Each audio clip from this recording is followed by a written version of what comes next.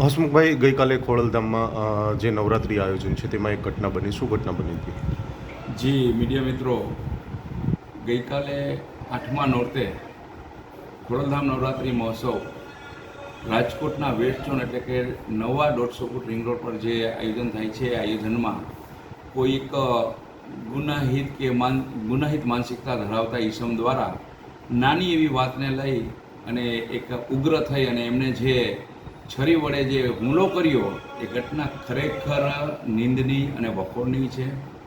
જ્યારે અમારા આદરણીય ચેરમેન નરેશભાઈ પટેલ એક એવી શુભ આશય અને ધ્યેય સાથે નવરાત્રિનું આયોજન કરતા હોય કે સર્વ સમાજની મિત્રો, ખાલી લેવા પાટીદાર કે ખોડલધામ પરિવાર માત્ર નહીં પણ સર્વ સમાજની દીકરીઓ અને માતા બહેનો આ લાંબા પર્વ એટલે કે 9 દિવસના પર્વ દરમિયાન એક સુરક્ષિત અને સલામત રીતે આ પર્વની ઉજવણી કરી શકે તેવા શુભ આશય સાથે આવું આયોજન થતું હોય અને આવા આયોજનમાં જો આવી ગુનાહિત માનસિકતા ધરાવતા ઈસમો જો આવું કૃત્ય કરે તો એ યોગ્ય નથી. નાની એવી બાબત, બેસવાની બાબત કે જે ઈસમ પોલીસે જેમને કબજે કર્યો છે એ ઈસમ એક બેસવાના બાબતે આવી રકઝક થઈ છે. એ ઈસમ બેઠો હતો ત્યારે અમારા સ્વયંસેવક મિત્રો એમને રિક્વેસ્ટ કરી, 3 થી 4 વખત જઈને રિક્વેસ્ટ કરી કે મહેમાનો આવે છે તો આપ અહીંયા નહીં છે પાછળની રોમાં બેસો.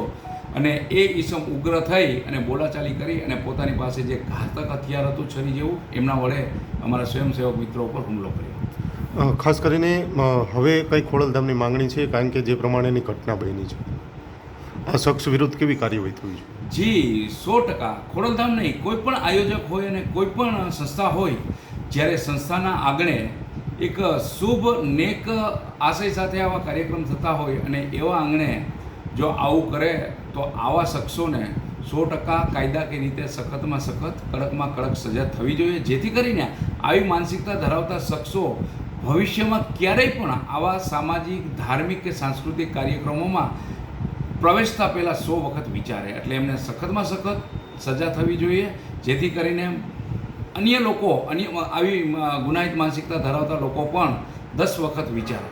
હસમુખભાઈ, ઈજાગ્રસ્તોમાં પૂર્વ ધારાસભ્ય પોપટ લાખા સોરઠિયાના પૌત્રને પણ ખરેખર શું સત્ય છે? જી મિત્રો, અમારે જે 3 મિત્રો જે ઘવાયા છે એમાં મૌલિકભાઈ પરસાણા, અશોકભાઈ ફળદુ અને હરિભાઈ સોરઠિયા. આપે કીધું એ પ્રમાણે હરીશભાઈ સોરઠિયા છે એ પૂર્વ ધારાસભ્ય અમારા પોપટ બાપા સ્વર્ગસ્થ એમના પૌત્ર છે. અને હરિભાઈ છે એ પણ અમારી સાથે જોડાયેલા છે, ખોડલધામ પરિવાર સાથે જોડાયેલા છે, સ્વયંસેવક તરીકે જોડાયેલા છે. એટલે નાના મોટા અમારા કંઈ બી ફંક્શન હોય તો હરિભાઈની હાજરી હોય. અને ગઈકાલે જોગાનું જોગ જે આ બનાવ બન્યો એ વખતે હરિભાઈ પણ ત્યાં હાજર હતા અને જે શખ્સે ઈજા કરી એમાં હરિભાઈને પણ ઈજા થઈ ગઈ છે.